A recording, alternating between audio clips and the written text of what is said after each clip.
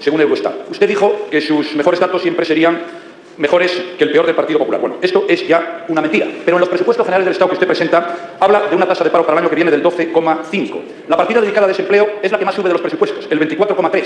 Vamos a gastar más de 3 billones de pesetas para atender a los desempleados. La segunda partida del gasto. Estos son sus datos que yo no voy a discutir. Pero mientras sube el desempleo un 24,3, baja las políticas activas de empleo el 1,7 y baja también el capítulo de inversiones cerca del 3%. ¿Puede usted explicar esto y puede usted explicar qué medidas va a tomar para evitar que siga creciendo el desempleo en España? Muchas gracias, señor Rajoy. Señor presidente del Gobierno. Gracias, señor presidente. Señor Rajoy, le recuerdo que la tasa de paro del segundo trimestre del 2008, que es la última oficial de la EPA, está en el 10,4. Simplemente es un matiz, nada más, tiene la importancia que tiene. Pero he leído su pregunta y habla de la tasa de paro y de la evolución dramática del desempleo. ¿Era dramático el desempleo cuando era superior a la que tenemos en estos momentos, por ejemplo, en el año 2004, 2003, 2002, 2001 y 2000, que llegó o estaba en el 14%?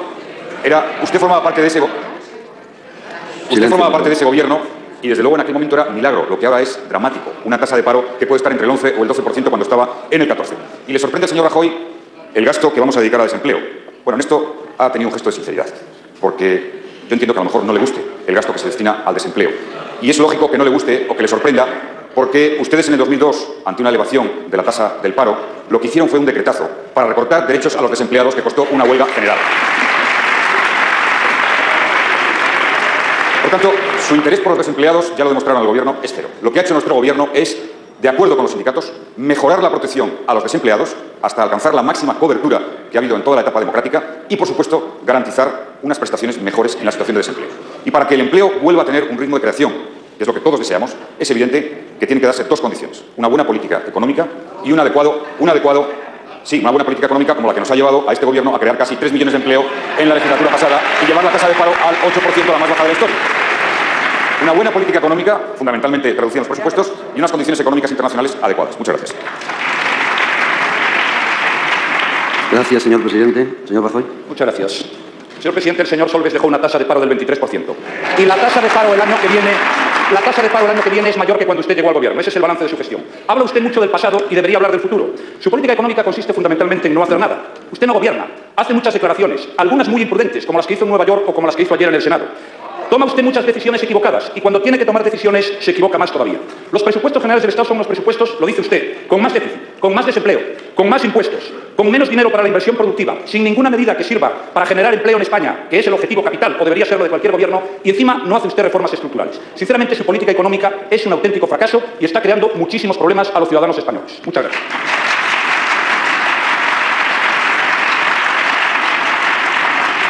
Muchas gracias, señor Rajoy. Señor presidente del Gobierno. Sí, con mi política económica hemos superado en renta per cápita Italia y la media europea, y con mi política económica tenemos el gasto social en 52,8%. Muchas gracias, señor presidente.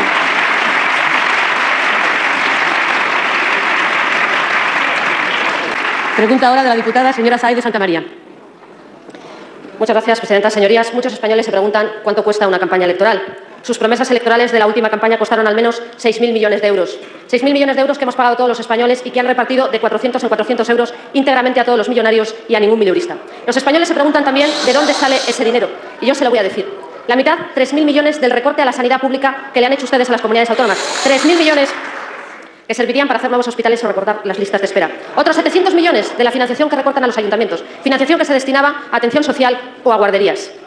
El resto, del frenazo a la atención a la dependencia, a la atención a mayores o a las guarderías. Y podría hablarle del millón de ciudadanos que se va a quedar sin seguro médico o de los 100 millones que recortan a las partidas de fomento al empleo.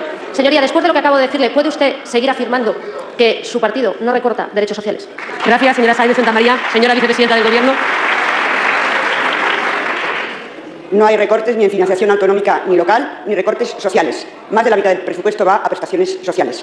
Cada semana usted me puede hablar de recortes y cada semana yo le voy a demostrar que los únicos que meten la tijera en las prestaciones sociales son ustedes allí donde gobiernan. Muchas gracias, señora vicepresidenta. Señora Saez de Santamaría. Señora de la Vega, veo que usted también se ha apuntado a la doctrina del negacionismo. Primero negaron la crisis, después negaron que había negado la crisis y ahora me negará usted que Zapatero no prometió ayuda sanitaria a las comunidades autónomas en la conferencia de presidentes.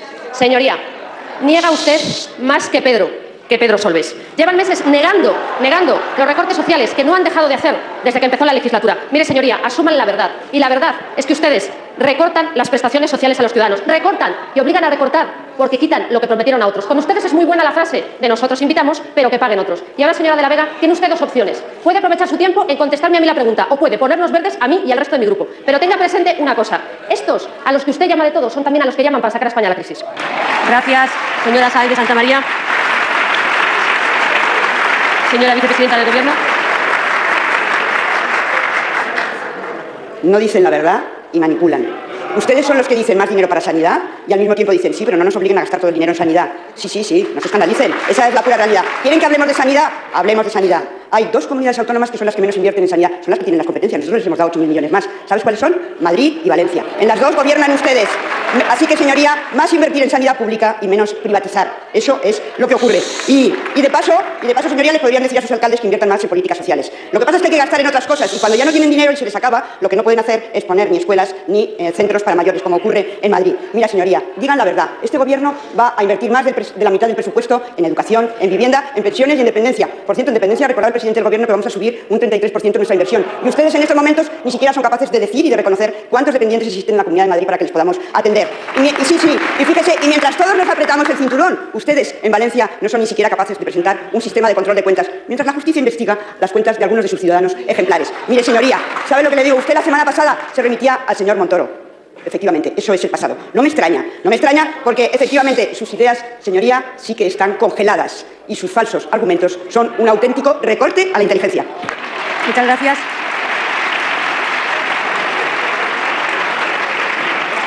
Señorías, vamos a ver si administramos la pasión mañanera y acabamos con la sesión de control. Pasamos a la pregunta dirigida al vicepresidente segundo del Gobierno, que formulará la diputada señora Rudy Úbeda. Muchas gracias, señora presidenta. Señor vicepresidente, acudir a las hemerotecas suele ser un ejercicio muy ilustrativo y cuando lo que se hace es un seguimiento de las declaraciones del Gobierno al cual usted pertenece es especialmente ilustrativo. Yo no quiero plantear aquí un debate sobre cuestiones semánticas, pero sí me gustaría, señor vicepresidente, saber en qué parámetros se basaba usted cuando el pasado 30 de mayo afirmó que hablar de crisis económica era enormemente exagerado. Muchas gracias, señora Rudy. Señor vicepresidente del Gobierno. Muchas gracias, señoría. Me alegra que haya usted planteado la pregunta en su contexto histórico, porque eso nos permite aclarar los temas. Lo dije el 30 de mayo y lo dije en el momento en que debatíamos el techo de gasto y el objetivo de estabilidad.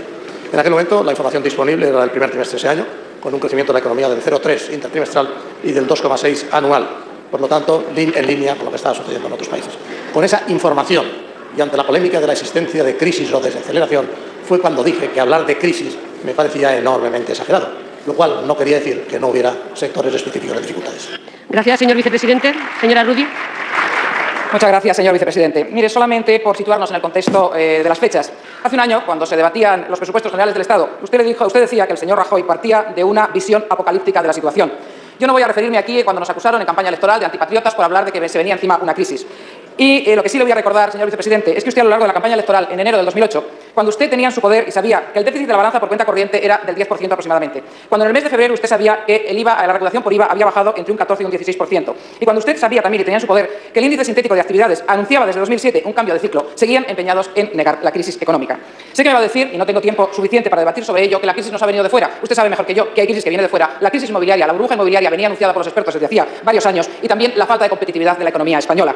¿Sabe usted, señor ministro, que el diferencial de inflación con la Unión Europea en estos momentos que estamos sin crecimiento económico sigue manteniéndose muy elevado? Y usted sabe que, según Eurostat, la economía española es la que más ha disminuido en su crecimiento, así como la que más ha crecido en paro a causa de la crisis. Señor vicepresidente, en este momento, los españoles, lo que nos estamos preguntando es qué perjuicios nos ha ocasionado su gobierno por no haber diagnosticado, no haber definido, no haber reconocido la crisis y, por tanto, no haber tomado medidas de reformas estructurales en nuestra economía que ahora pagamos los 44 millones de españoles. Gracias, señora Rudy. Señor vicepresidente del Gobierno. Muchas gracias. Cuando yo en aquel momento hablaba de cifras, o mejor dicho, de una valoración exagerada hablando de crisis, evidentemente eran las mismas cifras las que aparecían por parte de los analistas, por parte de la OCDE, por parte de la Comisión Europea o por el Fondo Monetario Internacional. No estábamos muy lejos de todo eso. Usted dice que hace un año hablábamos de que el señor Rajoy tenía una visión apocalíptica de los temas. Era tan apocalíptica que posteriormente ustedes en su programa electoral pusieron un crecimiento del 2,6% y un superávit del 1,6%. O mentían cuando dijeron aquí un tema o mentían en el programa electoral. Pero además, cuando ustedes hablan de que yo conocía los datos, yo los conocía y ustedes también. Ustedes tenían los datos de déficit por cuenta corriente como los tenía yo. Ustedes tenían los datos del IVA porque sabe usted que desde que nosotros gobernamos los publicamos y los damos a conocer todos los meses. Ustedes tenían el índice sintético de actividad porque lo publicamos todas las semanas. Por lo tanto, siempre dimos toda la información, nunca negamos ninguno de los datos, lo que negamos fueron valoraciones excesivas en momentos inadecuados. Muchas gracias. Gracias, señor vicepresidente. Pasamos a las preguntas dirigidas al ministro de Asuntos Exteriores y de Cooperación. Y para formular la primera tiene la palabra la señora